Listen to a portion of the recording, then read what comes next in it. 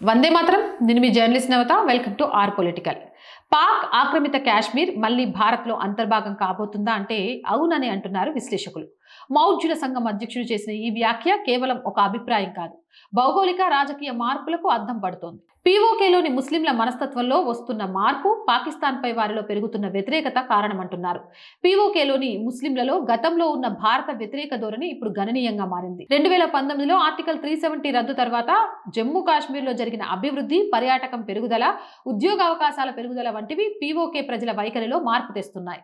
తాము పాకిస్తాన్లో ఉండి అభివృద్ధికి దూరమయ్యామని వారు గుర్తిస్తున్నారు. పాకిస్తాన్, బంగ్లాదేశ్లపై పీఓకే ముస్లింలలో ఉన్న అనుకూలత క్షీణించింది. పాకిస్తాన్ తమను కేవలం భారత్పై కుట్రలకు ఉపయోగించుకుంటుందని, తమ అభివృద్ధిని పట్టించుకోవడం లేదని వారు గుర్తిస్తున్నారు. పాక్, బంగ్లాదేశ్ అనుకూలలో కూడా భారత్ పట్ల అభిమానం పెరుగుతోంది. పాకిస్తాన్ ప్రభుత్వం పీఓకే ప్రజలపై చూపిస్తున్న నిర్లక్ష్యం, అణచివేత ప్రజల్లో తిరుగుబాటుకు కారణమవుతుంది.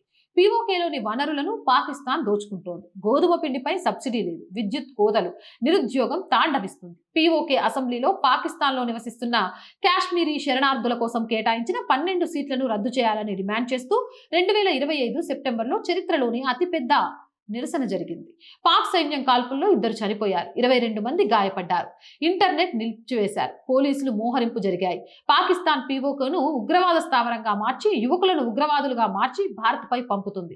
ఇది స్థానికులకు ప్రమాదకరంగా మారింది. ఈ పరిణామాల నేపథ్యంలో పీఓకే ప్రజలు తమ స్వరం వినిపిస్తున్నారు. పీఓకేలోని రాజకీయ కార్యకర్త అమ్జద్ అయూబ్ మీర్జా వీడియో ద్వారా పాకిస్తాన్ తీరుతో విసిగిపోయాం, భారత్లో విలీనం కావాలి అని డిమాండ్ చేశారు. కేంద్ర రక్షణ మంత్రి రాజ్నాథ్ సింగ్ పీఓకేలోని ప్రజలే భారత్లో విలీనం కావాలని డిమాండ్ చేస్తున్నారు, అది త్వరలోనే జరుగుతుందని ప్రకటించారు. విదేశాంగ మంత్రి ఎస్ జయశంకర్ కూడా పీఓకే భారత్లో భాగమే, ఎప్పటికైనా స్వాధీనం చేసుకుంటామని ధీమా వ్యక్తం చేశారు. మరోవైపు ప్రధాని నరేంద్ర మోదీ 10 రోజుల్లో 3 సార్లు పీఓకే గురించి ప్రస్తావించారు. పీఓకే భారత్లో విలీనం అనేది ఒక ఊహాగానం కాదు, అది సాధ్యమయ్యే లక్ష్యంగా మారింది. పాకిస్తాన్ తన తప్పుడు విధానాలతో పీఓకే ప్రజలను భారత్ వైపు నెడుతోంది.